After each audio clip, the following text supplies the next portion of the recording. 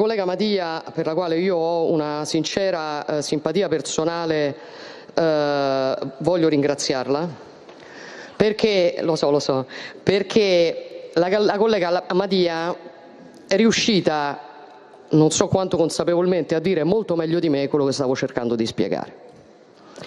Dice la collega Madia, in apertura del suo intervento, la ragione per la quale oggi c'è un accordo tra 3 forze politiche per distribuire la Presidenza della Commissione, la Presidenza del Consiglio e l'Alto rappresentante è che ci sono 3 forze politiche che numericamente sono superiori alle altre. Si chiama democrazia, ci dice la collega Madia. La collega Madia ci dice il Partito Popolare è il primo partito, il Partito Socialista è il secondo partito, il Partito Liberale è il terzo partito. E quindi, Presidente del Consiglio, è la democrazia.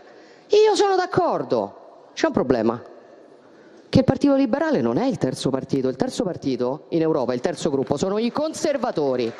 Sono i conservatori. E quindi quello che implicitamente la collega Madia ci sta dicendo è quello che io ho tentato di spiegare nel mio intervento, e cioè che storicamente è accaduto questo, e cioè è accaduto che, diciamo, nella definizione dei top jobs, dei ruoli di vertici, si seguisse quella che era l'indicazione arrivata dai cittadini, quindi non ragionando sul meccanismo di una maggioranza che blindava tutto, ma partendo dai gruppi che erano maggiormente rappresentativi in ruoli apicali che rimangono tendenzialmente neutri rispetto al principio della maggioranza e dell'opposizione. La collega Madia ci conferma che è stato così e ci conferma che oggi c'è un cambio di passo. Oggi si sceglie di fare un'altra cosa. Si sceglie di stabilire che quel meccanismo, diciamo, che è frutto delle elezioni e dell'indicazione che arriva dai cittadini non va più bene, perché il terzo gruppo oggi è un gruppo che non piace a chi decide di fare questa scelta. Ma sono d'accordo sul fatto che la democrazia, colleghi del Partito Democratico, la democrazia sarebbe una cosa, diciamo, diversa. Cioè sarebbe, come ci ha detto correttamente la collega Madia, una scelta, diciamo, che rispecchia l'indicazione dei cittadini, se quella scelta fosse stata diversa. Dopodiché ho diciamo, altre cose da rispondere alla collega Madia, che diceva, insomma, le promesse che non ha mantenuto, le promesse che non potevano essere mantenute, con tutto il rispetto. Presidente, per il suo tramite vorrei dire alla collega Madia che queste sono valutazioni che fanno gli italiani e mi pare che le abbiano ampiamente fatte lo scorso 8-9 giugno. Sulla natalità sono d'accordo sul fatto, e l'ho detto, che è una delle nostre priorità. Penso che davvero ci voglia coraggio a sostenere che questo governo non ha messo al centro il tema della natalità con le poche risorse delle quali disponiamo. Io voglio ricordare che noi abbiamo aumentato l'assegno unico di 3 miliardi, abbiamo esteso il congedo parentale, abbiamo introdotto la decontribuzione per le mamme lavoratrici, abbiamo previsto sgravi per chi assume donne e giovani, abbiamo previsto l'asilo nido gratis per il secondo figlio e così via. Poi c'è una battaglia in tema di natalità che mi auguro che anche l'opposizione ci aiuti a fare e che riguarda proprio l'Europa, perché come voi sapete l'Unione Europea, la Commissione Europea ha aperto una procedura di infrazione contro l'Italia sulla materia dell'assegno unico, che è, insomma, una delle poche questioni su cui in quest'Aula siamo tutti sempre stati d'accordo. Fu istituito nella scorsa legislatura anche con il voto dell'allora opposizione, è stato aumentato da questo governo, quindi è una delle poche cose su cui siamo d'accordo. La Commissione Europea ci apre una procedura di infrazione sostenendo la bizzarra tesi che noi dovremmo riconoscere l'assegno unico a tutti i lavoratori stranieri, anche a quelli extracomunitari, anche a quelli che hanno figli in patria.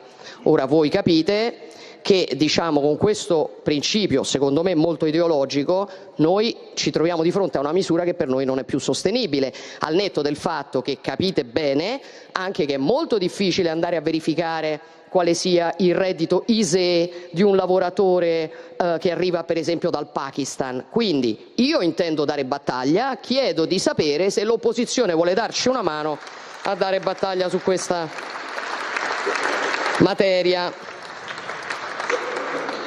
Dopodiché, insomma, l'ambiguità, dove sta schierando l'Italia? Guardi, in tema di ambiguità penso, diciamo, che sicuramente sono seconda ad altri, perché se volessi seguire questo ragionamento allora dovrei chiedere ai colleghi del Partito Democratico se la posizione che è stata espressa da alcuni vostri eletti relativi alla necessità di sciogliere l'Alleanza Atlantica sia anche la posizione del partito. Per cui, insomma, direi che prima di parlare dell'ambiguità degli altri si fa bene a darsi un'occhiata in casa. Dove sto schierando l'Italia?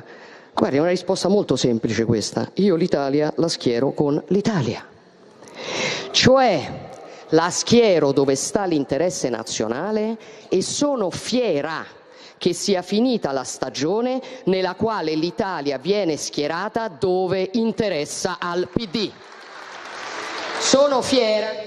Allora, buonasera, ben ritrovati con Ring, grazie ai tanti che ci hanno seguito anche ieri sera, ma parlo in questo caso di TV12 perché questa sera è la puntata in contemporanea, quindi Tele4 e TV12. Ho visto già qualche sms, vi ricordo il numero per intervenire, ora vedremo anche il sondaggio, 375 64 58 500, perché è più la puntata dedicata alla politica nazionale e regionale, tant'è che abbiamo tutti i rappresentanti che tra poco vi mostrerò, vi presenterò, ma a dire il vero questa sera anche dal titolo, un po' stando su quel che sta accadendo, tra l'altro anche in questi minuti, probabilmente una trattativa che andrà avanti fino a tarda notte, riguarda la recente tornata elettorale, gli effetti di questa tornata elettorale. O diciamo che l'Italia, mentre Scholz viene indebolito in Germania, Macron viene pesantemente indebolito in Francia, guadagna con la sua premier un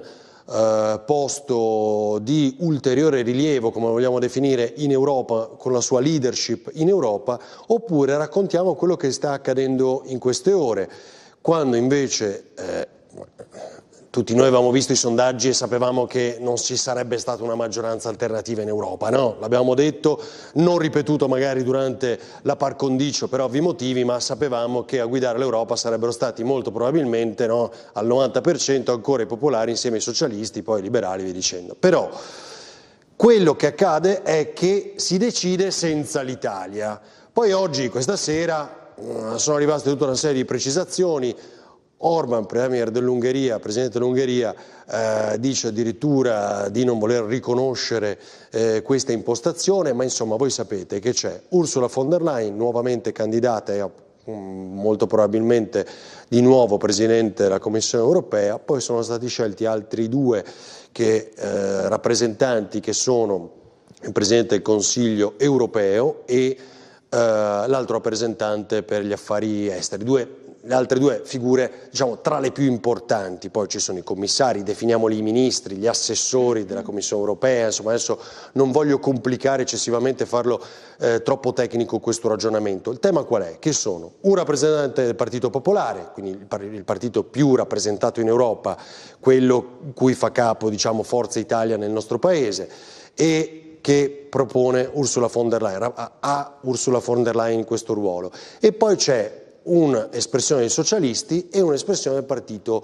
liberale, Renew Europe, cioè quello che qui ha scelto chi ha votato Azione, Italia Viva, Più Europa, e il partito di Macron, che però, dice Meloni in questo intervento ieri alla Camera, poi ribadito al Senato prima degli incontri a Bruxelles, è il quarto partito, non è più il terzo, perché il terzo è diventato i conservatori e i riformisti europei, cioè quello di Fratelli d'Italia, o meglio, di chi ha scelto Fratelli d'Italia in questo paese. Insomma, spero di non aver aggiunto ulteriore confusione, ma il tema è, non è cambiato nulla, hanno estromesso l'Italia o più la Meloni, il suo partito in Europa, diciamo, quindi sono due visioni diverse dalle decisioni in Europa. E quindi vi stiamo chiedendo anche questo con il sondaggio di stasera. Partiamo da qui, poi ovviamente abbiamo molte altre cose anche più vicine a noi, però insomma questo è determinante visto il voto recente. Allora, nomina alla guida dell'Europa, l'Italia è isolata? Sì o no? Dite la vostra con una chiamata gratuita e anonima a uno dei due numeri, insomma scegliete la vostra opzione. per tutti, daremo il risultato prima della fine di ring, quindi insomma continuate a partecipare. Come sempre comincio dalle donne, saluto e ringrazio Maria Rosaria Capozzi, Movimento 5 Stelle, buonasera, ben trovata. Buonasera a tutti. Collegata Caterina Conti, che è la segretaria del Partito Democratico del Friuli Venezia Giulia. Buonasera, grazie dell'invito. Che già, lo dico, scuoteva la testa mentre ascoltava la Meloni, poi ci spiegherà perché, su quale passaggio. Saluto e ringrazio Roberto Novelli di Forza Italia. Buonasera, grazie dell'invito. Il professor Furio Ons, l'Open Sinistra FVG. Buonasera a tutte e a tutti. Antonio Calligaris della Lega. Buonasera. Perché scuoteva la testa, quindi? Ma perché la Meloni racconta sempre la sua storia, ma è una storia parziale e scorretta, fa la vittima, ma la verità è che poi ci si conta e ci si mette d'accordo con gli amici. La Meloni ha voluto isolare l'Italia, quindi la beffa è la Meloni, che come al solito non decide se fare gli interessi dell'Italia o quelli dei sovranisti che non sono riusciti a ottenere una maggioranza in questo Parlamento nuovo. Quindi c'è poco da dire, peraltro hanno fatto una campagna elettorale tutta contro gli assetti attuali dell'Unione Europea, quindi era difficile aspettarsi adesso guanti di velluti nei confronti di chi questa Unione Europea la vuole smantellare sostanzialmente, anzi no, vuole prendere tutti i benefici dell'essere Unione Europea, ma non vuole assumersi nessuna responsabilità, quindi nell'angolo ci sta mettendo la Meloni, purtroppo per una sua scelta, no? Poi peraltro lei fa sempre l'opposizione pur essendo al governo, quindi. Tra l'altro devo dire, Salvini questa sera, commentando la decisione che sarebbe stata presa senza coinvolgere appunto l'Italia, vorrei capire se si sta aprendo di fatto una trattativa alternativa, perché poi Meloni in un passaggio, questo alla Camera di ieri, dice intanto se la senatrice Luana Zanella, perché citava la senatrice Luana Zanella che è una senatrice veneziana di Alleanza Verdi Sinistra, dice che la maggioranza in Europa esiste e resiste, no? Questa espressione utilizzata dalla senatrice Zanella, Meloni dice di certo questa maggioranza in Europa resiste. Che esista, nei numeri lo vedremo. E anche nel dire questa cosa qui, cioè io vorrei capire poi se si sta aprendo uno scenario differente, perché la mossa di Orban, non voglio farla con eccessivi tecnicismi, l'ho già detto, però non vorrei che dietro tutto ciò ci fosse qualcosa di diverso. Tajani ieri ha detto: noi abbiamo sostenuto Ursula von der Leyen, l'abbiamo detto, siamo come Forza Italia, no? L'ho detto nei popolari europei, però l'importante è che non ci siano i verdi. Cioè quando cominciano tutti questi distinguo, è chiaro che è un momento di trattativa vera, poi vedremo se sarà davvero così, però non vorrei che si stesse organizzando, e allora mi viene in mente, qua torna fuori Renzi che voleva chiaramente Mario Draghi, e che non spunti, che ne sappiamo di cosa si sta organizzando. Allora, perché parla di colpo di Stato Salvini? Beh, insomma, sembra abbastanza chiaro, no? C'è anche l'indicazione in molti paesi è stata diversa, no? del voto europeo. Adesso si parla, sì, c'è la maggioranza, ma mi pare che sono 35 voti e von der Leyen è passata con 9, mi pare, all'ultima volta.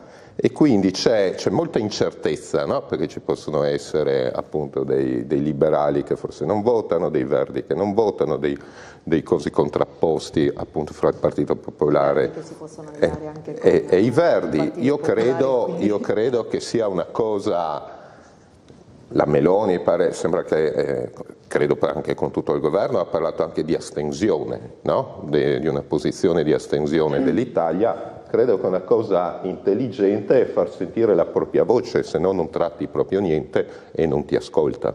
Credo, debito pubblico che abbiamo, che chi vuole dare credito a questa Italia, scrive. Prego. E insomma, perché voglio ricordare che l'Italia è il terzo paese produttore di questa Europa.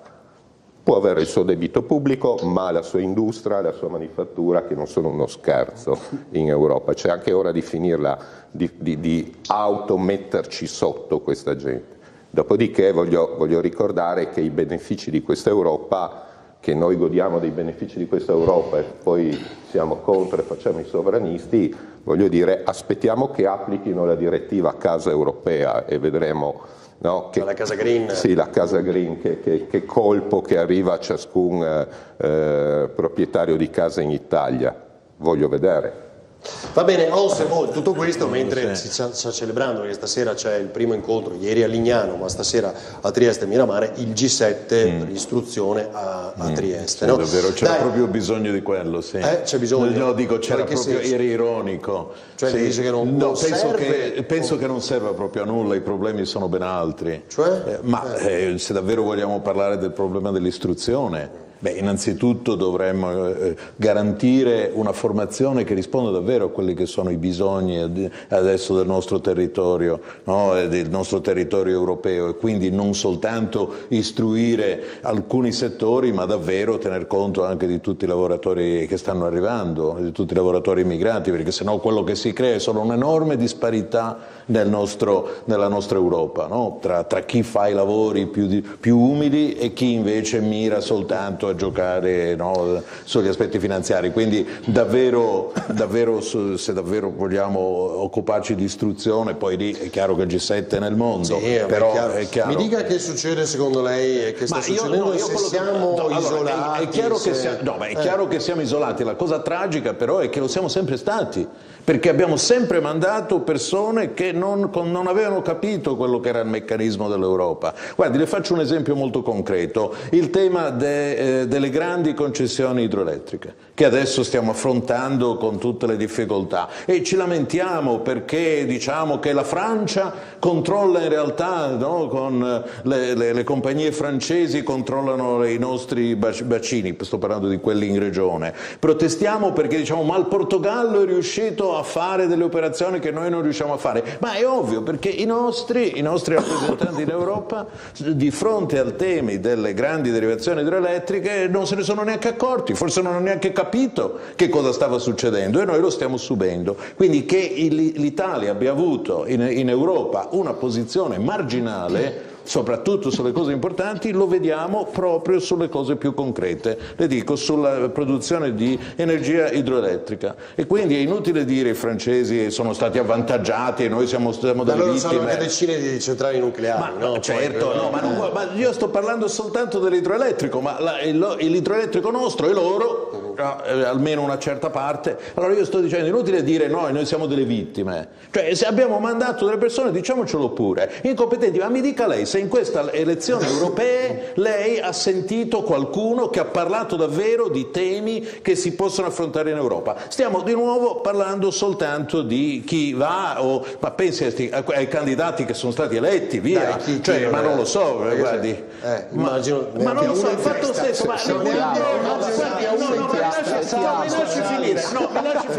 Ma è ovvio, anche la Sales, certo. Ma certo, ma io dico mi lasci finire su questo, un imbroglio. Tutte le volte che dei leader politici che tutti sanno che non andranno in Europa si candidano è una vergogna, perché stanno imbrogliando i cittadini. Il fatto che i cittadini abbiano votato e Meloni, Tajani, la Schlein, ma che senso ha? O dei personaggi, ma che senso ha? Ma che senso ha? E qui litigo anche con loro, perché non avrebbero dovuto farlo, penso il PD, no? Ma infatti lei sta dicendo delle assurdità, francamente. Cioè, noi abbiamo candidato di Schlein perché è la nostra segretaria, ma abbiamo una delegazione corposa di persone che hanno parlato di temi europei. Ma sono degli sembra, amministratori credibili del territorio. Deve guardarsi la lista, perché evidentemente lei non li conosce, ma le assicuro che sono persone non soltanto competenti, ma che io sto parlando di quelle che sono state le conseguenze. Noi abbiamo mandato in Europa persone che hanno sempre lasciato l'Italia in una situazione di marginalità, quindi non ci sarà nulla di nuovo. Ma evitiamo di generalizzare, perché abbiamo mandato in Europa come commissario europeo peraltro anche Paolo Gentiloni, che ha fatto un buon lavoro importante, quindi dica che l'Europa sia importante, per fortuna. Io sono sempre stato un difensore parlamentari, no? Sì. Ho capito. Va bene, fermi lì, perché la questione Salis e secondo me Vannacci, che aveva pure in testa, cioè, ci torneremo, perché non è che sia, no? Ci nascondiamo dietro un dito. Dai Novelli e poi Capozzi. Ma allora, io sono convinto profondamente che l'Europa sia fondamentale per il futuro di un continente che è un vaso di coccio tra veramente dei giganti economici che stanno governando la politica malamente, ma la politica mondiale, e che ci vede ai margini. Però questa Europa naturalmente ha bisogno, uno, di più compattezza e due, di più capacità decisionali che derivano dal fatto anche dell'autorevolezza che i singoli paesi ci mettono all'interno dell'Europa. L'Italia su questo, devo dire, è sempre stata debole. Concordo il fatto che noi siamo sempre stati deboli in rapporto all'Europa intesa come un'unità in cui i paesi avevano un'autorevolezza tale da poter anche imporre, politicamente parlando, delle decisioni che poi andavano anche a ricadute positive sia sul continente europeo ma anche sul paese stesso. Allora, io credo che sia arrivato un momento di svolta. Penso che l'Italia in questo momento sia un paese autorevole all'interno dell'Unione Europea, ma è un percorso, come dire, che non è compiuto, perché quello che stiamo assistendo adesso sulle trattative, che sono delle trattative importanti e che poi secondo me porteranno ad un accordo inevitabilmente porteranno ad un accordo. Ma nel senso che? Nel senso che anche l'Italia accetterà naturalmente, con la speranza di avere il vicepresidente, con la speranza di avere il vicepresidente, ma io credo che queste siano delle forche caudine sotto cui dobbiamo passarci per forza, perché è inutile proclamare o mostrare i muscoli oltre un certo limite. Bisogna proclamare di meno, mostrare i muscoli per quello che è giusto mostrarli, in modo tale che gli altri ci rispettino, per trovare un equilibrio nelle posizioni e nelle decisioni che verranno prese. Io credo che questo sia fondamentale, anche perché il mondo non finisce domani e neanche l'Europa finisce domani. Noi dobbiamo essere in grado di costruire un'Europa migliore insieme, anche adeguando dei comportamenti politici che sono a volte, come dire, in antagonismo uno con l'altro per il bene dei cittadini. C'è poco da fare, noi non possiamo fare a meno dell'Europa, c'è poco da fare, signori, dai, abbiamo un debito pubblico che è tra i più alti del mondo, l'Europa comunque, dall'Europa abbiamo risorse e non possiamo pensare di distruggere l'Europa, e questo però, attenzione, non è un percorso che quelli che vengono definiti i sovranisti italiani vogliono fare. I sovranisti italiani, per come si definiscono, dicono però attenzione, più autorevolezza in Europa. Guardo Caligaris e credo che anche lui su questo sia d'accordo, sul fatto di dire arriviamo lì, però puntiamo i piedi e imponiamo certe decisioni che devono avere delle ricadute positive sul nostro paese. Ma tutto questo come accade? Accade con l'autorevolezza, con i tavoli di lavoro, come accade nell'ambito della politica sempre. Però abbiamo una Presidente del Consiglio, devo dire, che queste cose le sa fare. Certo, però diciamo, credo certo, proprio di sì. E però adesso vedremo appunto quale sarà l'esito di questa trattativa stanotte, perché appunto o hanno escluso l'Italia o hanno escluso la Meloni, cioè i conservatori, e nell'escludere i conservatori sappiamo che hanno escluso anche Identità e Democrazia, ma questo bene lo sapevate che non avreste mai fatto parte dei tavoli decisionali, no? Però Salvini si parla di di un'attività di Sanchez, no, si parla di un'attività di Sanchez, dello spagnolo, no? Di una trattativa. Ma la trattativa pare ormai definita e secondo me l'Italia corre seriamente il rischio di essere marginalizzata e di perdere peso politico nei prossimi anni, e questo va scongiurato. La posta a nostro avviso è alta. E la Meloni paga, io sono dell'avviso della segretaria del PD, che la Meloni paga anche delle politiche sostenute negli ultimi anni ed è vista con sospetto, e da parte delle forze soprattutto di sinistra che abbiamo in Europa c'è la voglia di marginalizzare le destre e la Meloni è vista in questo contesto. Allora, se è vero, come dice il cancelliere tedesco, che non bisognava portarli al tavolo perché è il modo per tenerli lontani, noi sovranisti definiamo così, è l'esatto modo invece per farli diventare più forti, sì, perché poi difatti proprio Scholz si è beccato una legnata, no? Come anche Macron, no? Elettorale. Però guardate, io prima della pubblicità, e questa prima parte così, seguo Onsel su una cosa, anche se faremo arrabbiare Capozzi e Conti, cioè cosa dice Noi abbiamo scelto i testimonial, l'avevamo detto un po' anche in tutta la campagna elettorale, no? Cioè, siccome la 2 milioni ha preso la Meloni, 2 milioni, sì, 2 milioni di voti ha preso la Meloni. Mezzo milione Vannacci, adesso non so, gli altri non me li ricordo, Tajani non so, ma sono persone... Tajani mi pare attorno ai 230, li ho fatti tutti i conti, di questi non sarebbero mai andati a Bruxelles. 230.000. Quindi perché hanno mostrato la faccia? Cioè perché? Allora hanno imbrogliato i cittadini, ma diciamolo con chiarezza. Ma no, ma il cittadino hanno messo però, dei volti e che questo non si però fa. il cittadino Questo lo non sa, si fa. però il cittadino in se questo no, caso poi lo alla sa. fine avete i risultati che avete, cioè quello che metà dell'elettorato non si presenta, perché dice tanto so che quei personaggi poi non vanno su. Sono dei prestanome, sono degli imbroglioni. Chiamiamoli come tali. Forse non vanno a votare perché poi fai tutto diverso dal voto che manda esprimi. delle persone che hanno le capacità. Per questo non vanno a votare, proprio perché l'Europa si comporta Vannacci si paracaduterà su presenti Tajani, ma non si è neanche capito chi è stato eletto, perché questi personaggi sono stati eletti in più circoscrizioni dell'ospedale. Chi ha del PD fa sempre quello che vuole. Fermi, se no non si capisce. Fermi, se no non si capisce. Cosa, Novelli? No, dico, vogliamo dire che l'Europa è culturalmente lontana dal popolo italiano, nel senso che non si è parlato d'Europa, ma neanche i cittadini che poi sono andati a votare hanno preteso, anche nei dibattiti ai vari livelli, che si parlasse d'Europa. Vedono le dinamiche lontane. Perché dobbiamo sempre guardare, secondo me, il problema con le sfaccettature che si concretizzano guardandolo da diversi punti di vista. Noi abbiamo i cittadini che non chiedono neanche Europa. Io vi seguo su questo, però quando diciamo che il 70% di quello che viene deciso in Italia di fatto è derivazione dell'Unione Europea, adesso più o meno, no? Un po' meno.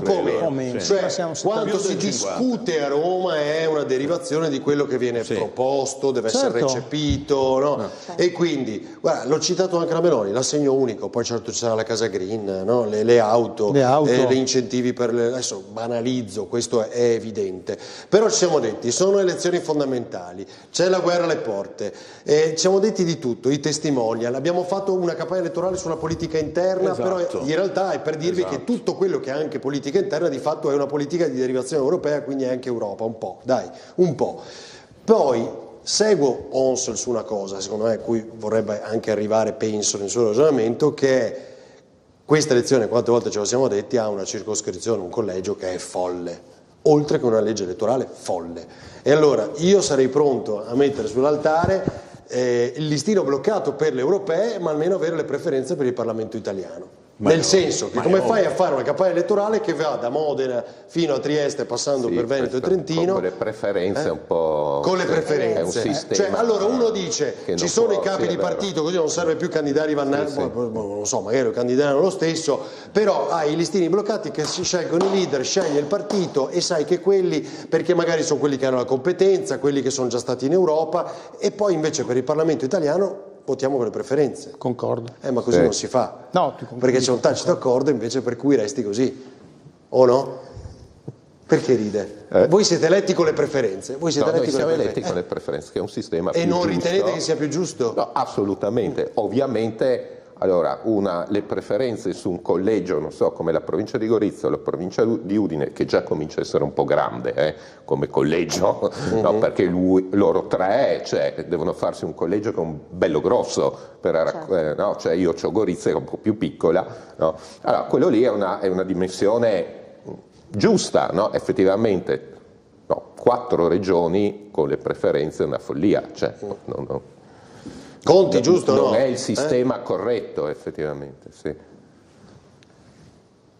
No, giusto che la Lega oggi ci parla con questi toni, ma 5 anni fa andava in giro con le magliette no euro e oggi usa dei toni spropositati, perché se torniamo all'agenzia di Salvini, parlare di colpo di Stato o non sa cosa vuol dire colpo di Stato, oppure la situazione è davvero preoccupante. Ecco, delle due io credo la prima, poi peraltro io mi aspetto anche il papete quest'estate, che sappiamo che Salvini insomma d'estate no, magari esagera, chi lo sa cosa succede. Cioè lei dice è a rischio il governo Meloni per qualche uscita di Salvini? Esattamente come fu in passato. Usa dei toni fuori luogo, perché il colpo di Stato è una cosa seria e non è quello che stiamo vedendo. Questo dovrebbe spiegarlo a Moretti, che in Consiglio regionale parlava di colpo di Stato per il terzo mandato dei sindaci e il ballottaggio di Udine. Colpo di Stato. Ha anticipato Salvini. Diego Moretti del PD, il capogruppo del PD, lo dico da casa per chi ci segue. Per i toni che si Onor de usano. Vera ritrattato dopo. Vabbè, però poi sapete, a proposito, c'è stata anche l'uscita di La Russa sui ballottaggi, dopo ne parliamo, che è interessante. Cosa, Caterina Conti, concluda pure, prego.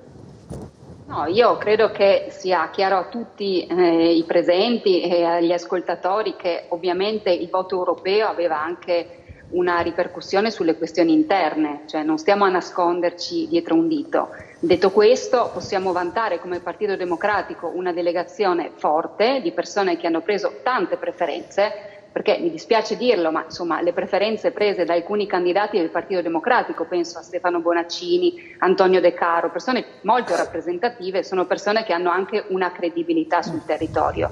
Però io credo che invece il tema dell'astensionismo sia un tema molto più importante. Non è che le persone non sono andate a votare perché non avevano capito, no? Perché poi c'è sempre qualcuno che pensa che gli elettori siano stupidini, che non capiscono. Ecco, io penso invece che il tema dell'astensionismo sia un tema molto serio e che le persone non siano andate a votare perché c'è un disagio sociale, economico, ce lo dicono tutti i flussi, molto significativo, a cui questa destra a livello nazionale come a livello regionale non sta rispondendo, nonostante possa disporre di ingenti risorse.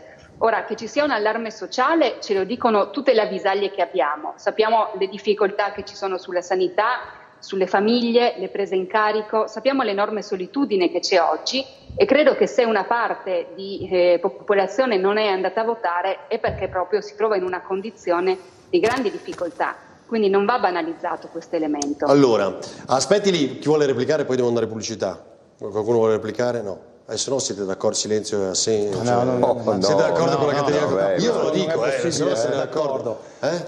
Se la pubblicità incombe. No, sì, io credo che l'astensionismo non è che è dal 2022 che c'è in Italia, no? C'è questo a destra al governo, è colpa dell'astensionismo. Ma non ho detto che è colpa della destra, penso certo, che lei possa capire un ragionamento complesso. Cioè, no? Molto probabilmente veniamo da decenni di scelte politiche fatte in Europa e approvate da governi tecnici, governi eccetera, per cui sostanzialmente l'elettore ha l'impressione che votando non sceglie niente. Ma c'è una disaffezione. Perché poi arriva la Commissione europea, stabilisce cosa deve fare, ti dava il famoso patto di stabilità, rientrare dal debito, eccetera.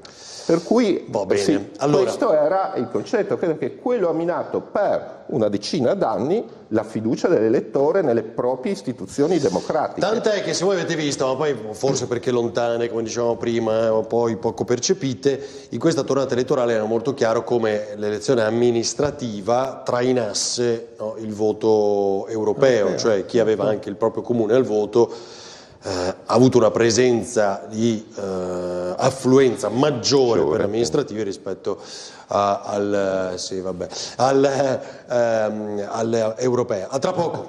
Mettiamo a pari.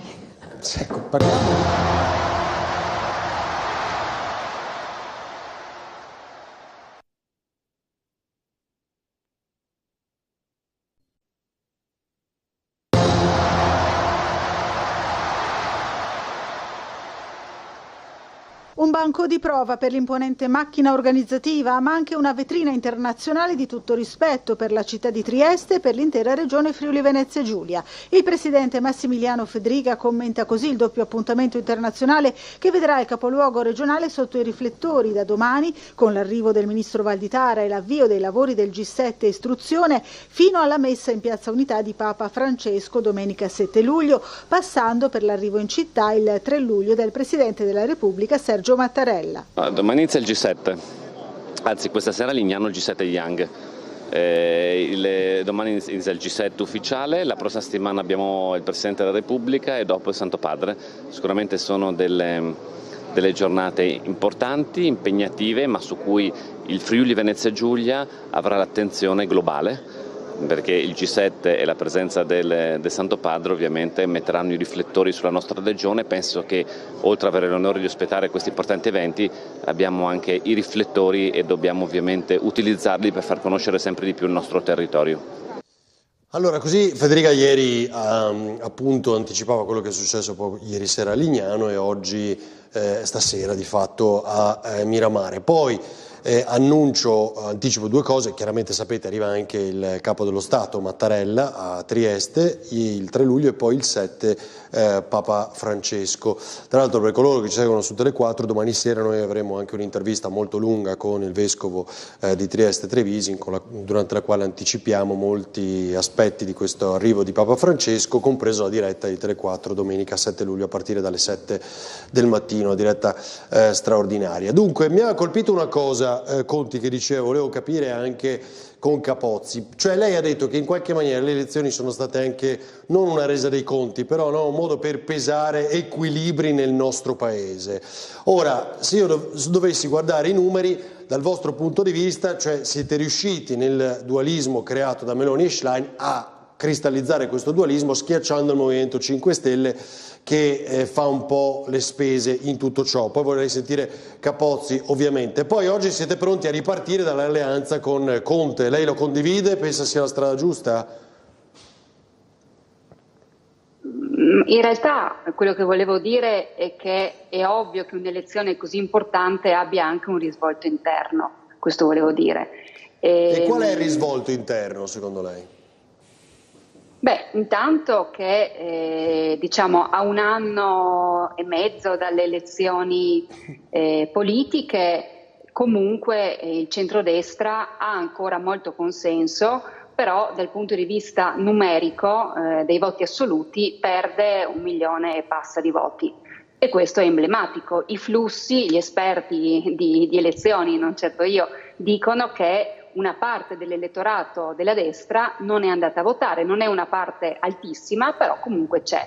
L'altro elemento invece positivo per noi, per il PD, è che il Partito Democratico cresce in percentuali e in voti assoluti e questo è un elemento che ci fa ben sperare. Naturalmente noi abbiamo fatto una campagna elettorale molto centrata sui temi europei, abbiamo parlato di sanità pubblica, abbiamo parlato di salario minimo, abbiamo parlato di costo della vita e di pensioni, quindi abbiamo parlato di questioni molto quotidiane, però appunto questo è sufficiente per ottenere un risultato abbastanza soddisfacente, non è ancora sufficiente per tornare al governo. Ma sono questioni europee, le domanderebbe Onsel?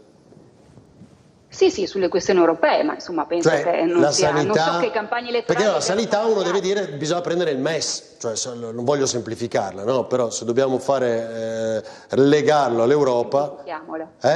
No, non semplifichiamola. Il PNRR è un grande piano di investimenti che è stato ottenuto grazie all'Europa, è un piano di investimenti che prevede anche la sanità pubblica, le case della comunità, le case della salute, quindi un certo tipo di impostazione, e io penso che questi siano temi europei ma anche che abbiano molto a che fare con la vita quotidiana delle persone. Il salario minimo garantito, il fatto che l'Italia sia uno dei 5 paesi sui 27 che ancora non l'abbia approvato è un grande tema. Guardiamo cosa è successo l'altro giorno a Pordenone, guardiamo cosa succede a Monfalcone, è un grande tema che ha una rilevanza anche italiana. Allora, però Flash non mi ha detto nulla su Conte, non pensi che non me ne sia accorto? Ma su Conte vedremo. Io penso che per come stanno i numeri oggi Conte esce da queste elezioni molto ridimensionato, ha perso una marea di voti. E quindi se ne può fare a meno? No, io penso che il voto si sia molto polarizzato, quindi il PD ha preso tanti voti e anche Fratelli d'Italia ha preso parecchi voti. Questa polarizzazione a noi va bene, però io credo che esistano 2 campi, il nostro e quello del centro-sinistra. Il PD è il perno di questo campo, noi abbiamo bisogno di alleati e di tutti coloro che vogliono aderire a un progetto politico concreto. Va bene, Capozzi, il ruolo di Conte? Ma il ruolo di Conte è indiscutibile. Indiscutibile, ma io parlo del Movimento 5 Stelle, non abbiamo mai messo in discussione appunto né la sua persona né il suo operato. È chiaro che il Movimento 5 Stelle qualcosa l'ha sbagliata, perché altrimenti il risultato non sarebbe stato quello che abbiamo conseguito, un risultato deludente e contrariamente a quello che è accaduto a livello nazionale possiamo dire con assoluta serenità che invece abbiamo assistito ad un trend diverso nella nostra regione, dove i voti si sono quasi triplicati rispetto alle ultime elezioni regionali.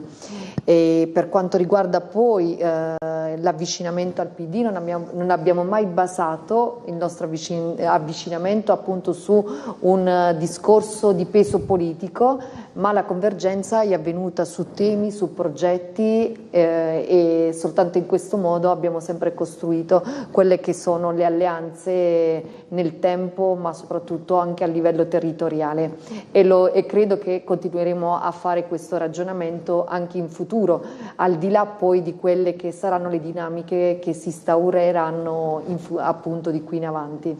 Mi preparate, lo dico alla regia, il report immigrazione, poi lo vediamo con la polemica anche dei giorni scorsi, poi c'è un'operazione, sapete, della Procura per quanto riguarda, parlo della Procura di Trieste, per quanto riguarda proprio le rotte di immigrazione, e ricordiamo il sondaggio perché poi tra meno di un'ora diamo il risultato. E così si è ridimensionato il centrodestra rispetto al voto di un anno e mezzo fa?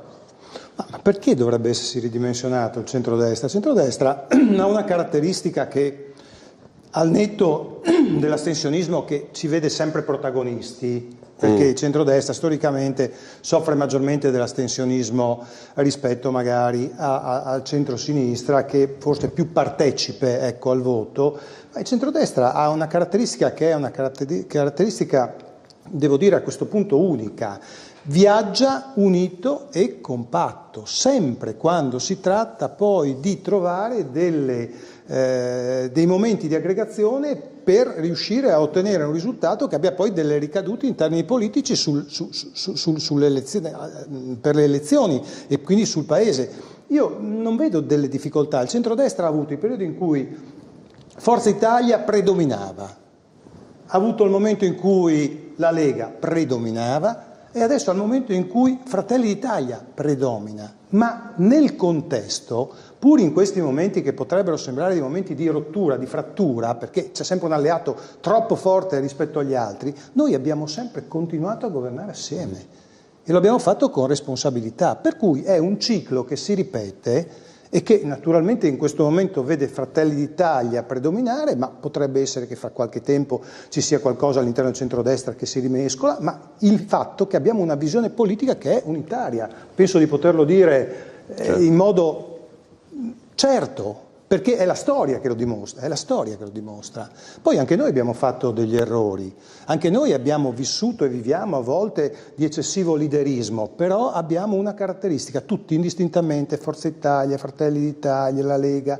siamo presenti, radicati sui territori, magari chi più e chi meno in certi momenti storici, ma abbiamo gli amministratori, abbiamo ai diversi livelli le persone che governano. Però posso dire, ma e quindi, è comunque però un problema molto serio al quale nessuno riesce a dare una risposta. Quale? È quello del calo dell'astensionismo e soprattutto anche della depoliticizzazione. No? Anche della depoliticizzazione presso i giovani, che pur hanno avuto dei momenti molto forti, no? Come per esempio sulla questione del cessato il fuoco e della pace in Palestina, o anche adesso nel lottare contro il caporalato, li ho visti presenti in piazza, però ecco, non è che si riconoscano in nessuna delle forze politiche, anche se poi gli analisti hanno scoperto che molti, diciamo, hanno votato più in una direzione piuttosto che nell'altra, però comunque io vedo una depoliticizzazione che non era della mia generazione, e questo credo che sia purtroppo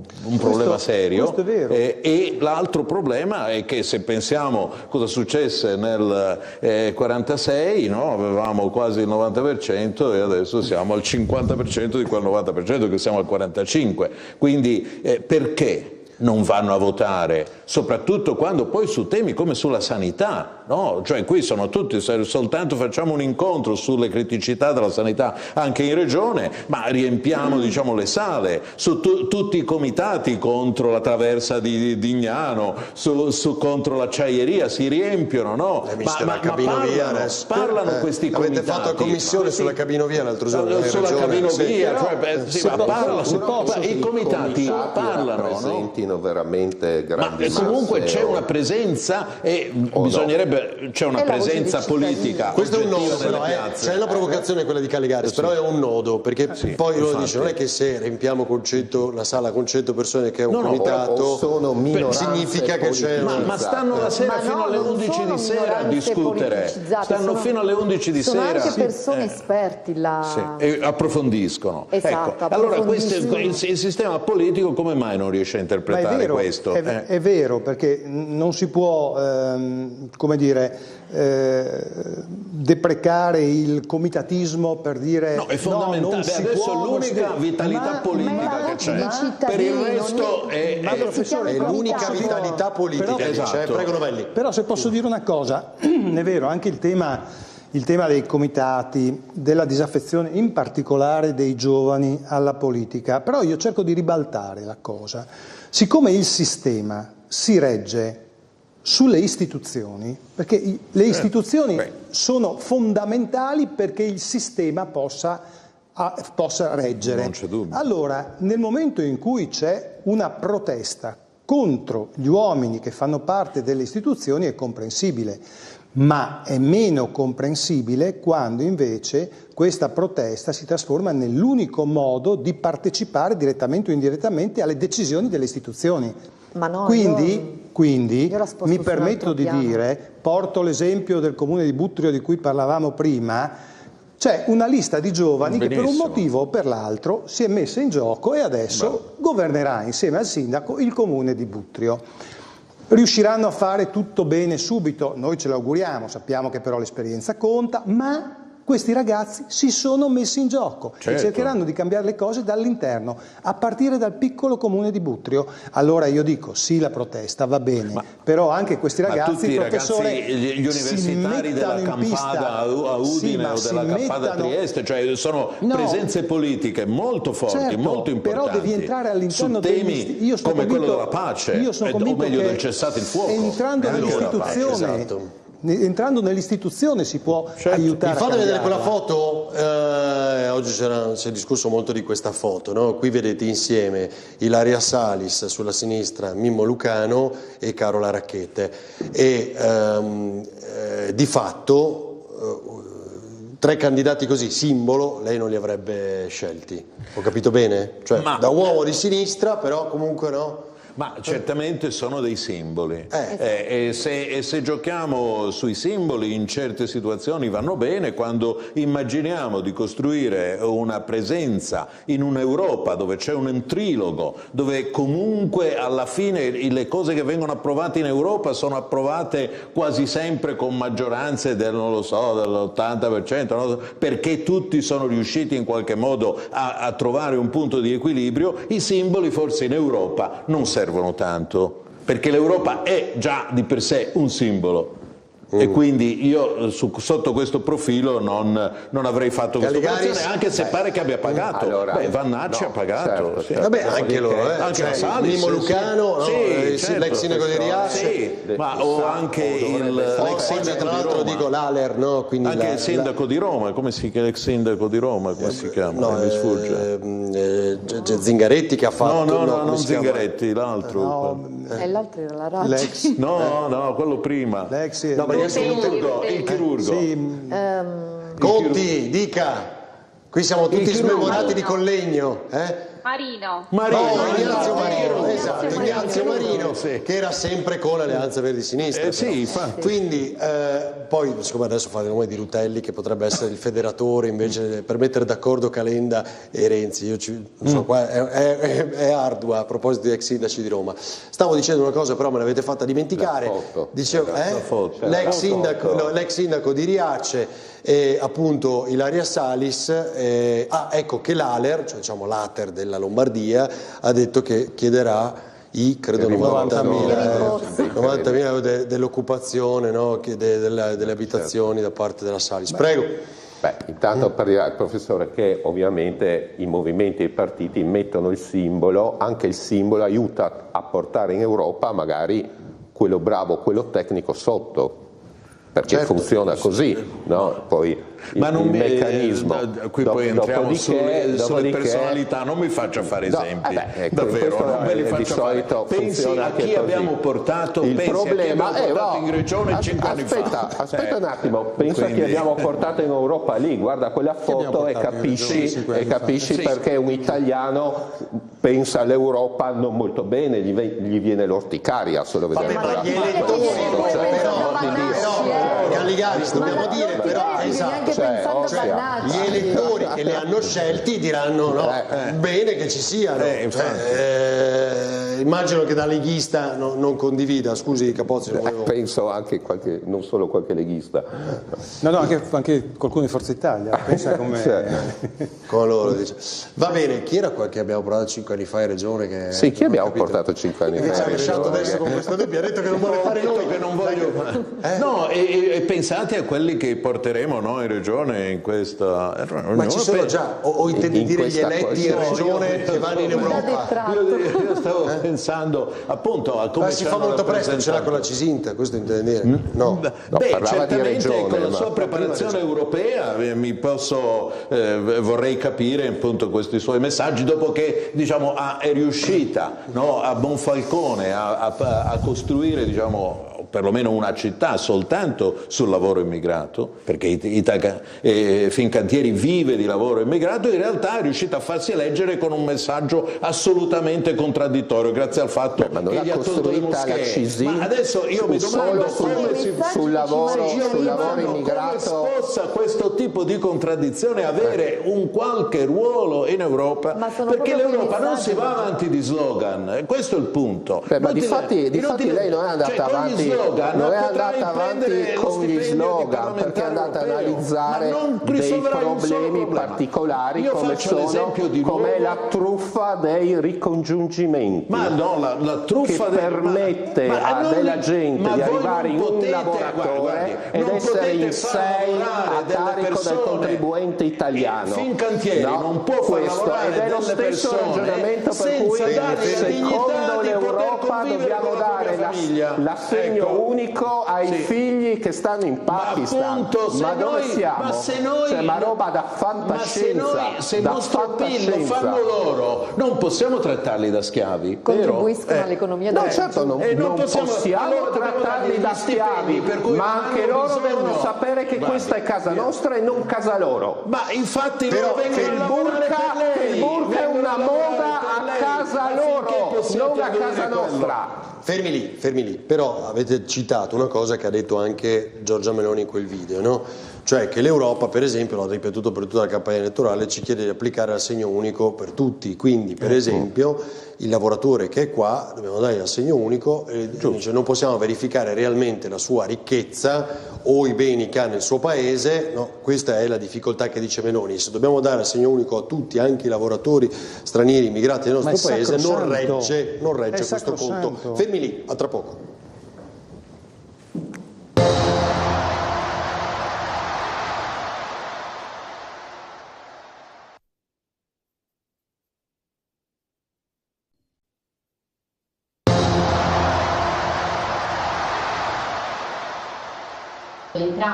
Sono principalmente 3 le direttrici che il Comune di Trieste dovrebbe seguire in maniera urgente e serrata per gestire l'accoglienza degli immigranti a Trieste. Questo secondo le 6 organizzazioni che anche quest'anno hanno redatto e presentato il rapporto sulla situazione e i bisogni delle persone migranti in arrivo dalla rotta balcanica a Trieste. A fronte di una sostanziale stabilità del flusso migratorio, nel documento viene espressamente richiamato il ruolo del Comune con la necessità della predisposizione di un piano per l'assistenza umanitaria e il ricovero temporaneo, la velocità nei trasferimenti, una gestione d'accoglienza che garantisca libertà alle persone, promuovendo l'inclusione sociale ed eviti la ghettizzazione. Quello che abbiamo monitorato e a cui abbiamo assistito in questo periodo è fondamentalmente una stabilità del flusso migratorio. Ciò che verifichiamo è un aumento dei profili vulnerabili, ma al contempo una poca assistenza da parte istituzionale di questi soggetti, quindi una difficoltà a inserire in accoglienza queste persone. Questi i dati elaborati nel documento. Nel 2023 le persone incontrate nell'area della stazione che hanno ricevuto assistenza dalla rete delle associazioni sono state 16.052, nel 2022 erano 13.127. I mesi dove i flussi si fanno più intensi sono quelli estivi. La stragrande maggioranza delle persone proviene dall'Afghanistan, circa il 69% del totale. Nel 96% dei casi si tratta di uomini, nel 76% dei casi di adulti. 1 su 3 è considerato un profilo vulnerabile. Il presidente di CS Gianfranco Schiavone, nel commentare i numeri del report, è piuttosto severo nei confronti delle scelte dell'amministrazione pubblica. Trieste sono ospitati circa 1200 persone, quasi la stragrande maggioranza sono richiedenti asilo, i rifugiati riconosciuti che vivono nelle strutture appunto di accoglienza sono poco più di un centinaio, ma non perché abbiamo pochi riconoscimenti, sia ben chiaro, ma al contrario, perché per mancanza di posti di accoglienza per i rifugiati siamo costretti a trasferire molti rifugiati fuori Trieste. Insomma, questa città veramente è suicida con se stessa, veramente. C'è una sorta di pulsione di morte, no? che sembra invadere questo territorio, questa volontà di non crescere, di non lasciarsi andare al piccolo piacere quotidiano, no? Il negozietto, la grande sceneggiata in Piazza Unità, eccetera, dietro la quale non c'è nessuna visione di futuro. Allora, è durissimo il presidente dell'ICS Schiavone. Sapete, sul fronte poi della stessa immigrazione dei minori non accompagnati c'è un grande dibattito anche a Udine, che poi invece in questi giorni ha vissuto un dramma per altri motivi. Vorrei che dopo ne parlassimo almeno una parte, perché so che ha colpito un po' tutti. Però stavamo dicendo la questione dell'assegno unico. A chi avevo tolto la parola? Forse a Novelli, prima della pubblicità, diciamo che è una valutazione che fa Giorgia Meloni, è una cosa che ci chiede l'Europa, ma noi non possiamo applicarla a tutto, perché sennò non tengono più i conti, no? Tutti, perché altrimenti non tengono i conti se la diamo anche ai lavoratori immigrati nel nostro paese, dice Meloni. Per quello la dobbiamo cambiare in Europa questa cosa. Prego. Ecco l'autorevolezza di un paese che fa parte solidamente dell'Unione Europea, ma che dice all'Europa: attenzione, su questo bisogna invertire rotta, perché l'assegno unico, che io peraltro ho votato quando ero in Parlamento, è uno strumento utile per cercare di tagliare un po' di rami secchi che c'erano in base a tutte le contribuzioni che viaggiavano intorno a questo sistema, e per dare certezza a chi si trova in determinate condizioni con un certo numero di figli di avere un assegno che è certo e che comprende un po' quelle che una volta erano tutte le contribuzioni che arrivavano un po' da destra, un po' da sinistra, anche creando un po' di problemi di tipo burocratico a chi poi doveva accedervi.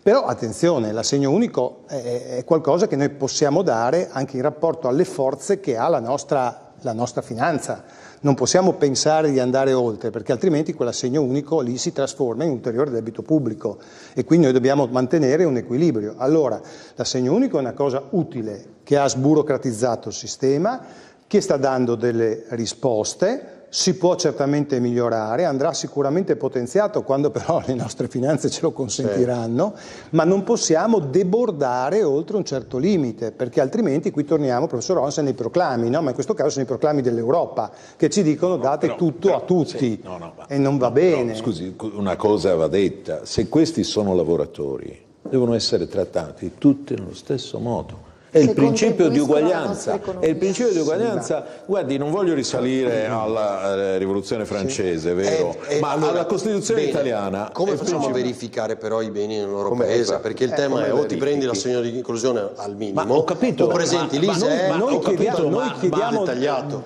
Noi chiediamo ai nostri italiani, alle persone che sono residenti qui, chiediamo lei pensa che uno che va a fare le saldature in fin cantieri e che non le può nemmeno fare troppo spesso perché ogni tanto dopo un po' gli fa male anche gli occhi, lei pensi che lui c'ha il patrimonio in Bangladesh, per cui noi dobbiamo andare a controllare il patrimonio che ha? Ma se uno avesse il patrimonio in Bangladesh farebbe una babbo in Bangladesh e non verrebbe qui a saldare a Monfalcone, vero? Perché lei mi trovi quanti saldatori a Monfalcone sono con patrimonio o sono italiani. Si apre un mondo però, perché capisce, poi, dobbiamo anche onestamente dire, senz'altro, ma dobbiamo anche andare a vedere poi che cos'è il mondo dei money transfer, perché allora se uno vive con quanto basta, però, adesso veramente è un discorso orripilante, però se dobbiamo analizzarlo uno dice bisogna vedere che cosa, quanto, esattamente, è complesso, non voglio poi debordare, però dice vivo con quello che mi si dà un po' meno, il resto lo mando lì e quel poco che è il resto che mando lì fa tanto lì. Certo. Quindi bisogna vedere poi dopo, no? Ma su questo non c'è dubbio. Non si costruiranno palazzi, però allora scusi Capozzi che anche lei non è intervenuta su questo, poi Conti se vuole aggiungere. Ma io non sono di un avviso diverso dal collega Onzel, ma perché non si può fare un distinguo di questo tipo? Ci stanno tante situazioni diverse che vanno considerate sicuramente, ma non può essere una discriminante perché comunque sono persone che contribuiscono alla nostra economia, contribuiscono al nostro PIL e non possono essere, appunto, non si può creare un cittadino che vive sul nostro territorio di serie A o di serie B, ecco, sulla base di congetture peraltro che non possono essere verificate. Conti poi avevano avuto una grande condivisione, no? L'assegno unico, però che applicazione dobbiamo dare? A tutti, appunto, anche agli immigrati che lavorano nel nostro paese? Chi ne ha diritto, ne ha diritto. Se no a cosa serve il diritto? Non è discrezionale. Quindi quello che ci chiede l'Unione Europea? Quindi quello che prevede l'assegno unico. Chi ne ha diritto a percepirlo, altrimenti il gioco non vale più. Ma lo stiamo applicando in maniera scorretta nel nostro paese, quindi? Ma io non so se lo stiamo applicando in maniera scorretta. Io so che questa è una misura che aiuta le famiglie che hanno figli, questa è una priorità, tant'è vero che rivendico che questo provvedimento è stato portato avanti dal governo Draghi, istituito da chi faceva parte di quel governo e mi sembra che i suoi ospiti... Ci fossero tutti, diciamo, perché stasera manca Fratelli d'Italia, quindi ci stavano tutti, sì. E ci volevamo tutti bene. E ci volevamo tutti bene. No, c'è una ragione più importante. Vede che Draghi all'Unione Europea mette tutti d'accordo. Scusi, Conti, scusi, se c'è un'infrazione europea vuol dire che non lo stiamo applicando in modo equo. Punto. Questa è la risposta. Allora, Conti, ha concluso? Sì, ho concluso, sì. Dopo se torniamo sulla partecipazione mi sembra un tema importante. Arrivo, Caligaris. Volevo dire due cose. Allora, giusto per quanto riguarda l'Europa e i cittadini di Serie A e di Serie B, voglio ricordare che quando l'Europa ci ha detto mettete a posto i conti, cari italiani, mi ricordo che ai pensionati italiani con una determinata pensione, non altissima, gente che ha sempre lavorato, no? È stato chiesto il contributo di solidarietà. Il contributo di solidarietà. Adesso invece per lo straniero dobbiamo dargli soldi per mantenere il figlio neanche in Italia. Allora, sono due cose che non c'entrano. Mi pare che il cittadino di serie B non è quello che intendete voi, molto probabilmente. Prima cosa. Seconda cosa, quando parliamo di questi lavoratori che lavorano, tutto quello che va bene, che mantengono, che eccetera, eccetera. Voglio ricordare, sempre ricordando il caso Monfalcone e determinati immigrati musulmani diciamolo, voglio ricordare che come sempre lavora uno e tutti gli altri sono a carico.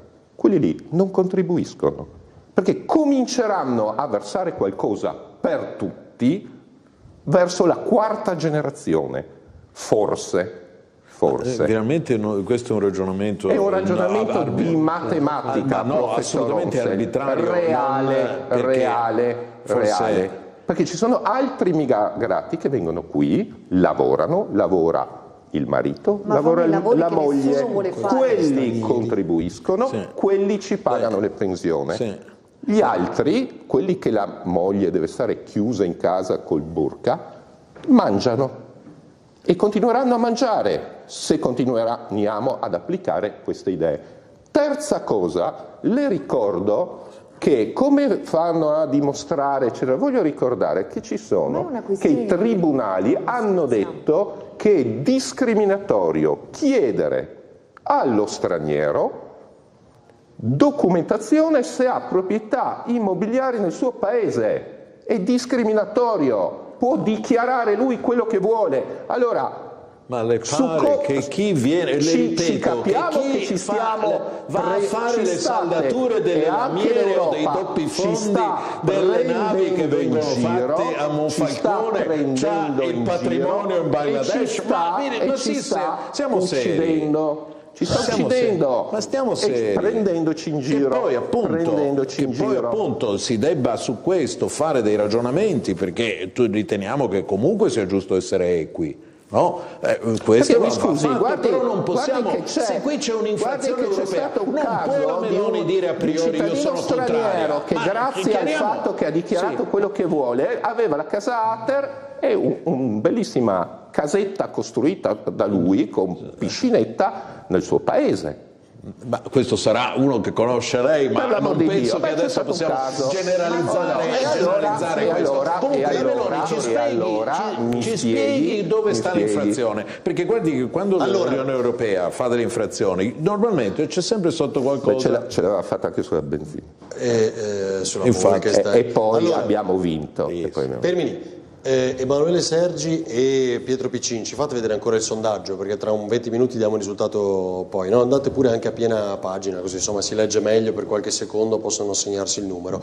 Novelli, che l'ha votato, cosa sta guardando? No, stavo perché adesso questa storia dell'assegno unico che non venga dato ai cittadini stranieri non è vero, perché l'assegno unico viene dato ai cittadini di uno Stato membro dell'Unione Europea o ai loro familiari titolari del diritto di soggiorno permanente, ai cittadini di uno Stato non appartenente all'Unione Europea in possesso di permesso di soggiorno UE per soggiornanti di lungo periodo o di permesso unico di lavoro autorizzato a svolgere un'attività lavorativa per periodi superiori ai 6 mesi. Quindi, voglio dire, l'assegno unico in questo caso viene dato e quindi anche a queste cosa dice la Meloni? Cosa dice la Meloni? E quindi cosa dice la Meloni? O a chi non lo stiamo dando secondo l'Unione Europea? Evidentemente c'è un'applicazione sbagliata di questo principio. Probabilmente, io sinceramente non so di che cosa, a cosa si riferisca, ma probabilmente non stranieri con queste caratteristiche. L'Unione Europea si era detto che bisogna darlo urbi et orbi a tutti, basta che mettano piede sul territorio italiano. Vabbè, diciamo che la Meloni usa sempre le armi di distrazione di massa e quindi in un momento in cui è oggettivamente in difficoltà tira fuori dal cilindro. Ma l'ha detto alla Camera, sì, va bene, ma sa quante cose dice alla Camera? No. Beh, non solo la Meloni, allora mi pare che... No, infatti, posso farle un elenco? Sì. Va bene, allora, dunque il sondaggio l'abbiamo ricordato, ci fate vedere, ragazzi, voglio arrivare, perché sono già le 22:25, la situazione in Borgo Stazione, poi affronteremo un altro aspetto ancora, quindi adesso Udine e quello che è successo negli ultimi giorni ha sconvolto tutti. Cosa?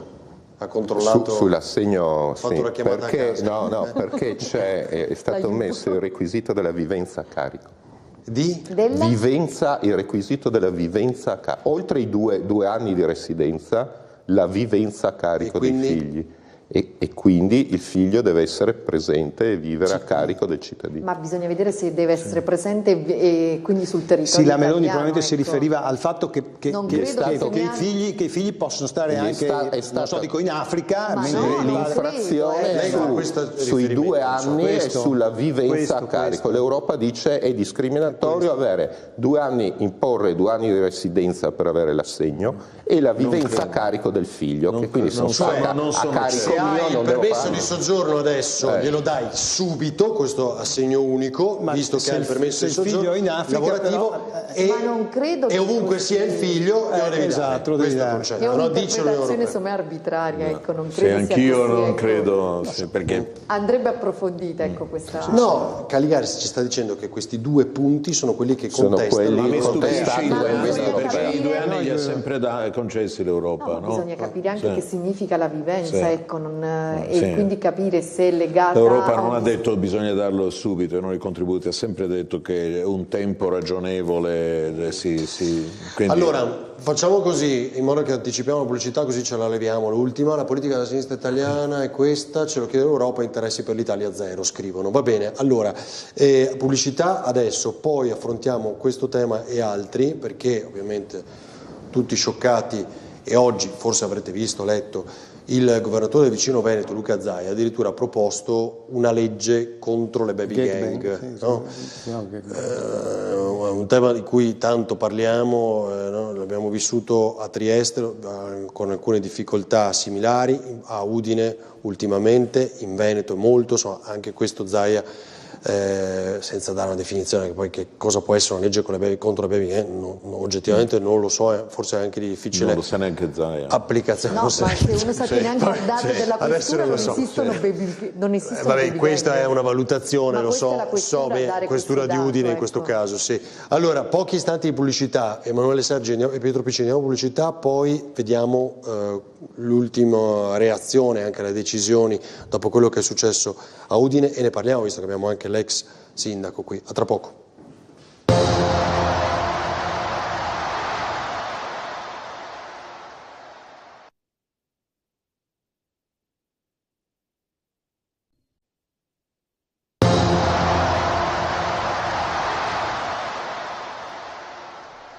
La morte di Shenpei Tominaga ha scosso tutta la città di Udine e non solo. Ci si chiede come fermare questa ondata di violenza con le soluzioni che si possono adottare. Non è facile. Il sindaco ci sta provando con una nuova ordinanza che vieta la somministrazione delle bevande alcoliche dalle ore 21 in città e addirittura anticipando l'ordinanza alle ore 18 nel quartiere di Borgo Stazione, uno dei più colpiti appunto dalla violenza negli ultimi mesi. Soluzione che però non sembra andare nella giusta direzione.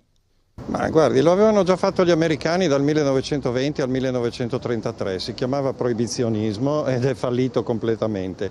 Per cui io credo che sì, l'idea potrebbe in teoria anche essere buona, però il problema è un altro. Sappiamo e penso che se vi rivolgete al Confcommercio, alla Camera di Commercio, hanno i video, che tantissimi vanno a rubare le bottiglie di alcolici nei supermercati, minacciando poi i cassieri e andandosene con le bottiglie. Quindi è perfettamente inutile vietare la vendita, o perlomeno è un palliativo, così un tentativo, ma come al solito siamo ai tentativi, non mi pare che sia stato fatto niente di concreto fino adesso. E se in centro si inizia ora ad avere paura, nel quartiere delle Magnolie questa sensazione è ormai purtroppo nota da tempo e ha spinto anche qualche residente a decidere di trasferirsi altrove. Sicuramente cambierà qualcosa, anche se personalmente ho deciso che il sindaco può fare ben poco, perché poi le leggi nazionali danno certe direttive per quanto concerne il comportamento delle persone che non si comportano bene, diciamolo così, no?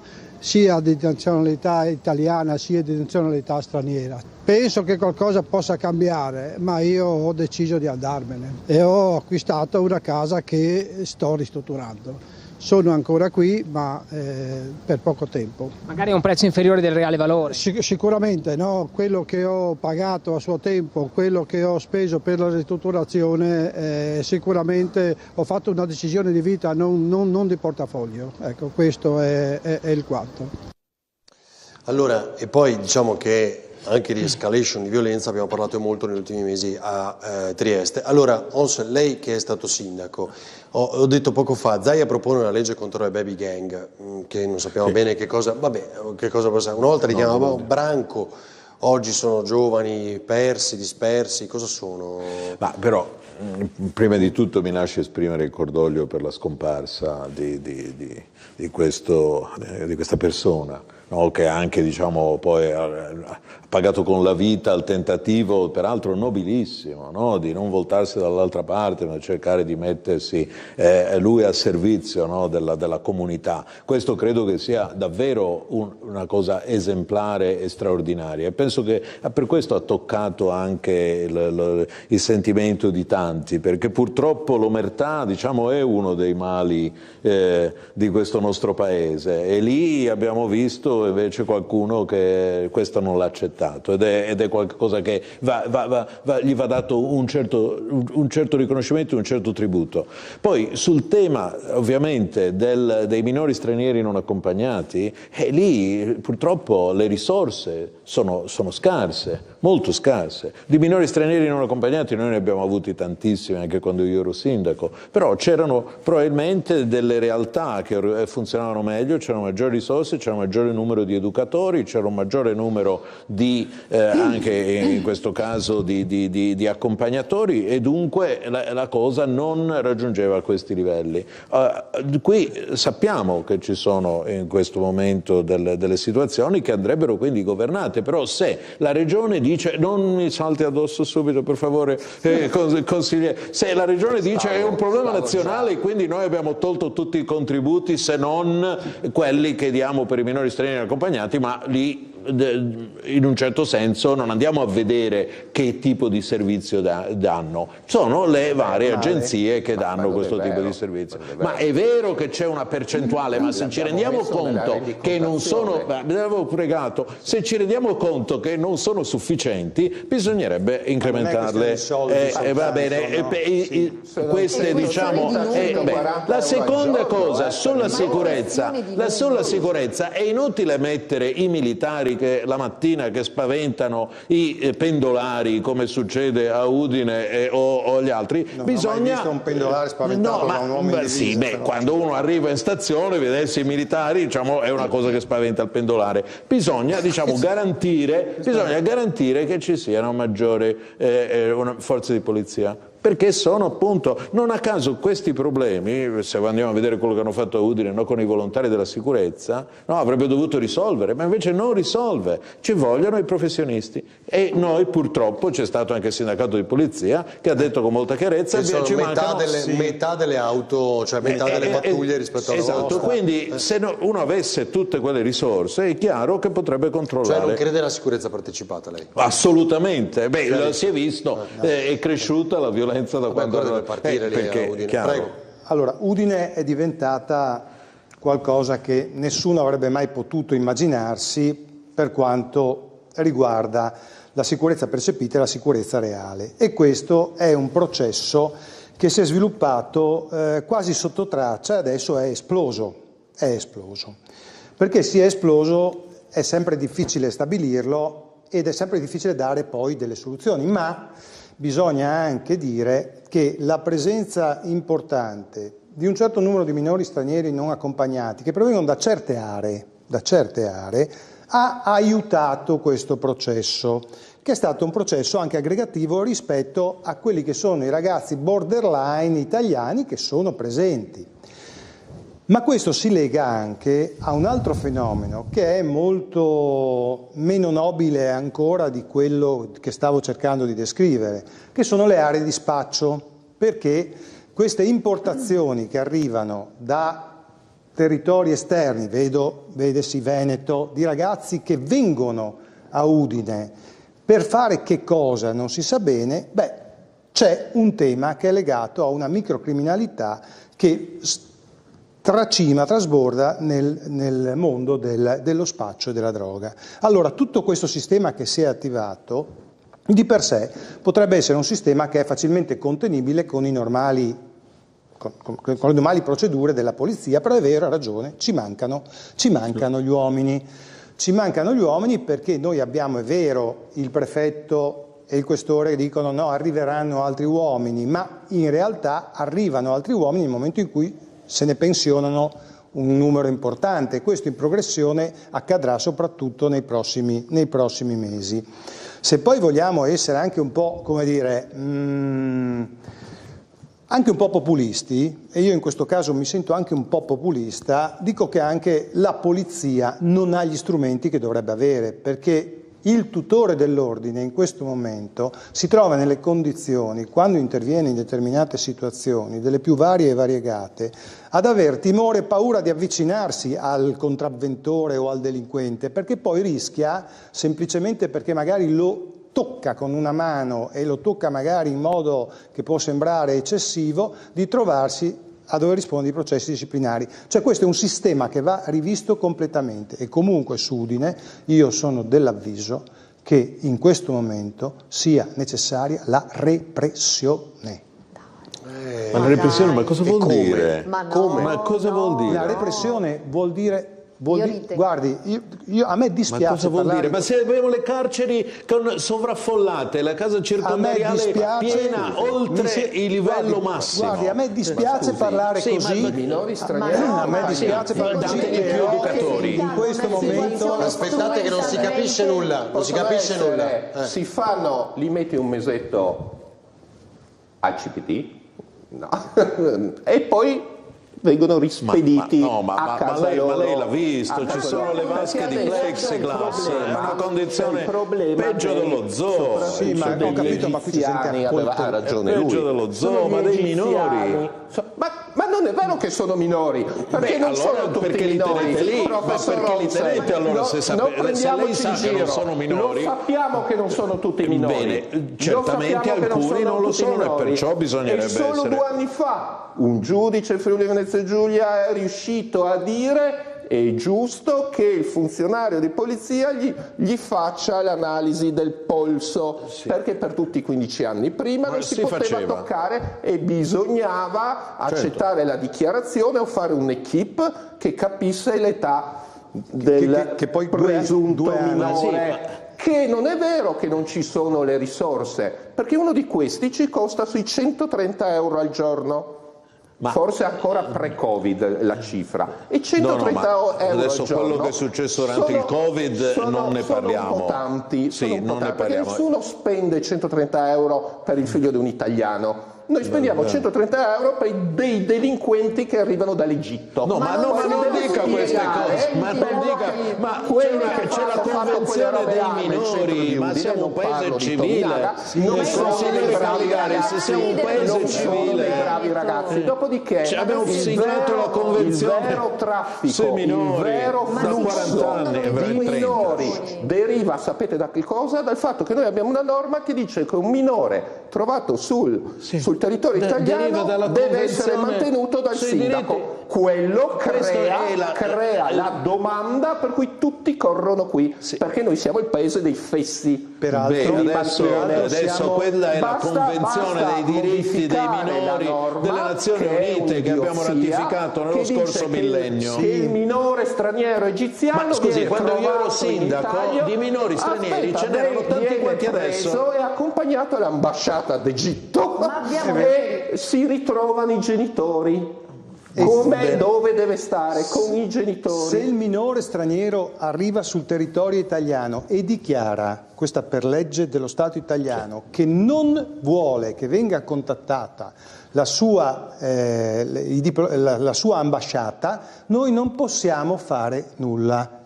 Allora, anche questa è una stortura, perché il minore straniero, che peraltro molto spesso, e do ragione a Calligaris, non è un minore. No, non è vero. Sì. No, non è vero. Io sa che cerco di essere equilibrato, però su queste cose devo dire che il minore straniero, che molto spesso non è un minore, che noi accogliamo con il dubbio che non lo sia, ma con l'impossibilità di fare qualsiasi cosa per dimostrarlo, al netto di qualche situazione particolare, noi lo prendiamo in carico e io credo che sia giusto prendere in carico i minori e cercare di dargli una prospettiva di vita, ma c'è una quota parte che possiamo quantificare nel 10%, che sono minori deviati. I minori deviati sono quelli che inquinano il sistema, sono quelli che creano l'insicurezza all'interno delle città, sono quelli che poi portano agli eccessi dove ci sono purtroppo le aggressioni, i feriti e i morti. Quelli vanno isolati. Allora, aspetta, fermi. Caterina Conti, cosa dice lei? Concordo con quanto stava dicendo Novelli adesso. Non sulla repressione, immagino. No, ovviamente. No, adesso. Concordo sul fatto che il problema è un problema di dare una prospettiva a questi giovani. E quindi la risposta non è la repressione, ma è la prevenzione. Questo è il tema. e quindi agenzie educative, investimenti sui giovani, prevenzione significa educazione. Ora io non so se chi è in studio frequenta o conosce giovani ben minorenni per motivi di famiglia o di lavoro o quello che sia, ma io penso che vada fatto un grandissimo lavoro nelle scuole, nei luoghi in cui i giovani, nei luoghi della socialità dei giovani in cui loro si incontrano, e c'è un enorme bisogno, perché qui stiamo parlando, cioè il fenomeno è il disagio giovanile ed è un disagio presente in tutta Italia, anche nelle nostre città, e quindi la risposta deve essere un maggiore investimento sul sociale e nella prevenzione dei giovani, perché purtroppo, come diceva Onsel giustamente, se questi ragazzi finiscono in carcere difficilmente riescono a uscire da questa spirale. Purtroppo le carceri oggi sono un dramma, chi va a visitarle lo sa, e quindi questa è la risposta che chi è al governo dovrebbe dare, a mio avviso. Cioè, in pratica dobbiamo mandare lì nelle piazze di Udine gli educatori di strada. No, nelle cooperative, li mandiamo gli educatori ma di nelle strada, cooperative lì, no? Si prendono 4 legnate. Ma io penso che Calligaris assumiamo più educatori. Ma lei nelle dove ha cooperative. studiato, Calligaris? Com'è? Quindi... Dove ha studiato, dice? Cioè? Perché in che scuola UniTS. o in che città? UniTS. No, perché fa veramente dei ragionamenti di una finezza.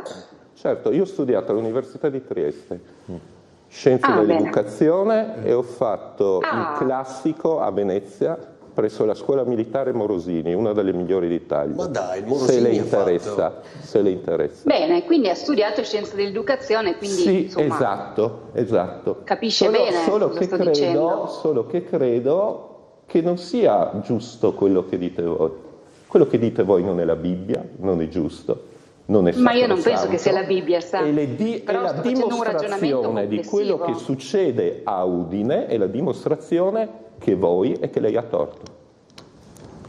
No, non ho capito voi, veramente voi perché illuminante. cioè, adesso non vedo voi. Fondamentalmente una situazione Sì. insomma anche Sì. abbastanza No, allora sto rispondendo. Cioè, lei non pensa Se che noi permettete, dobbiamo sto aiutare rispondendo questi in maniera ragazzi? chiara, ferma, ma credo educata, a un ospite che sta dicendo che sono un becero ignorante.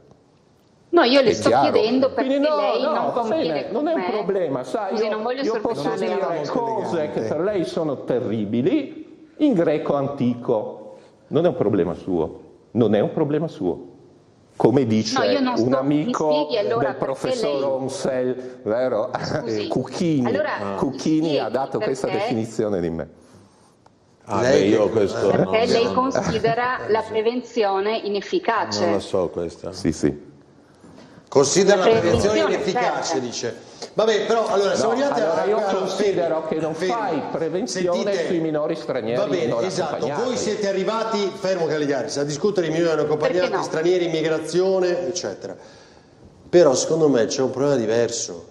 Quello che è accaduto non è la prima volta a Udine e con la morte di Tominaga, che è accaduto altrove, che abbiamo vissuto a Trieste anche con delle gang organizzate, che abbiamo vissuto in altri posti, è quello delle baby gang. Certo. Vogliamo vederle, non vogliamo vederle, si chiamano così, si chiamano branco, si chiamano non lo so come volete.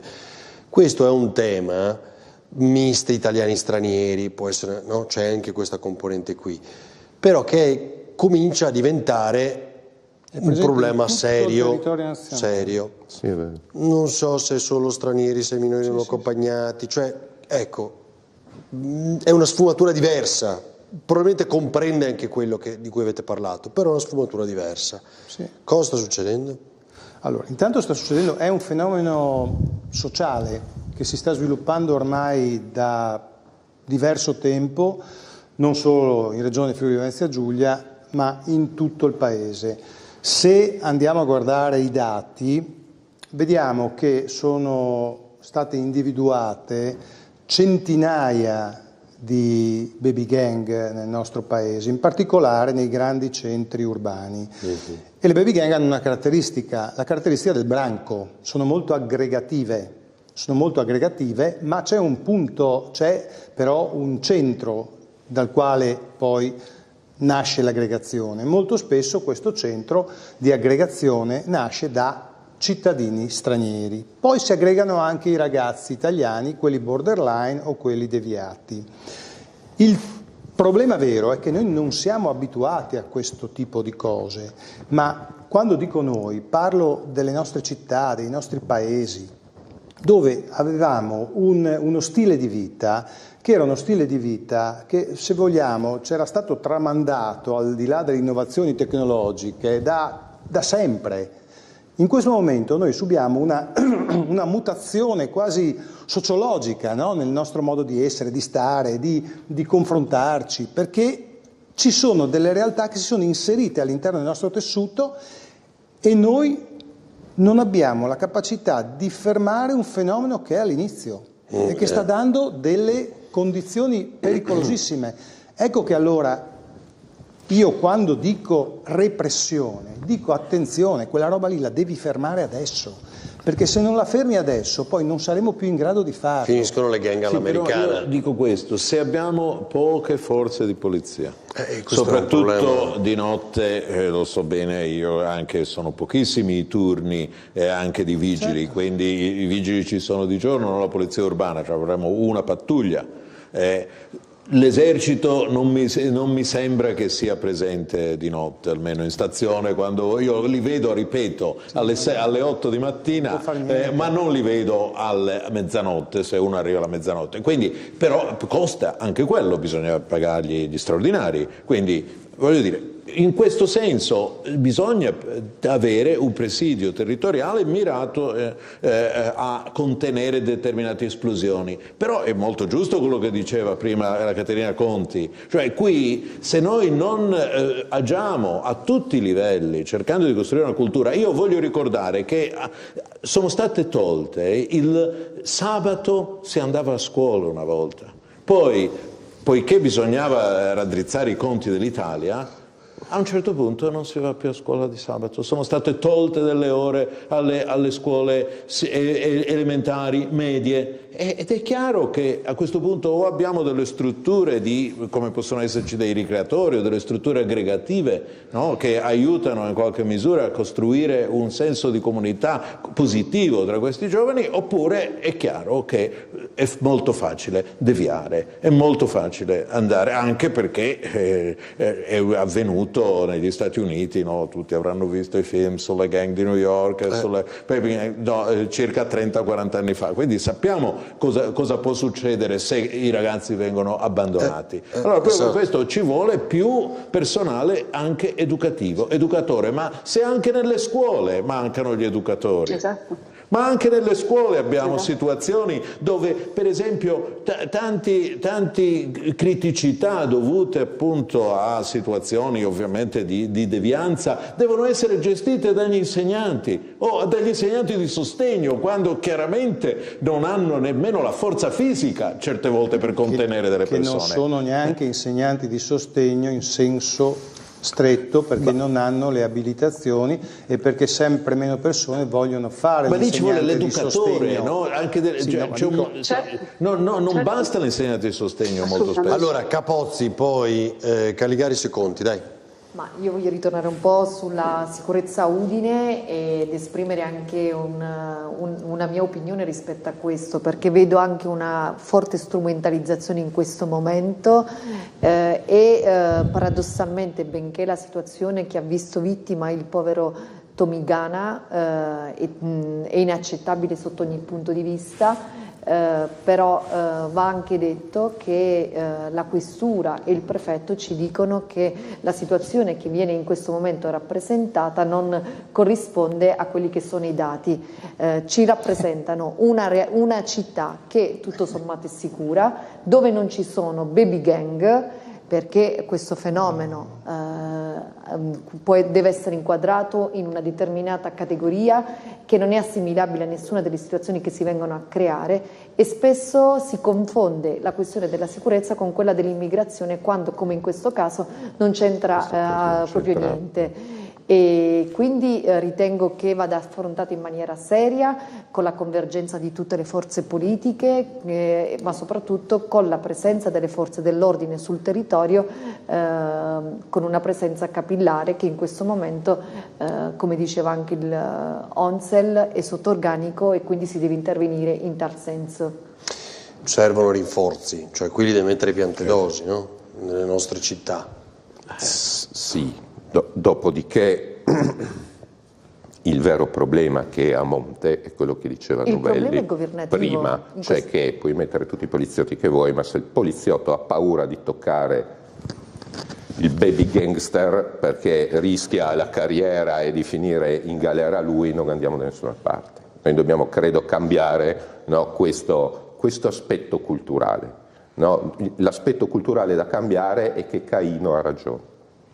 Caino non ha ragione, no? Va perseguito, ci vuole la repressione giusta, no? Commisurata, ci vuole questa cosa, allora questa cosa degli atti vandalici, cioè, insomma, è sempre esistito che i giovani hanno avuto questi problemi. Sì, è vero, stava nelle grandi metropoli americane, inglesi, poi nei grandi centri italiani negli anni, adesso arriva però anche nei piccoli centri di tutta Italia. Il guaio è che sono sempre più giovani.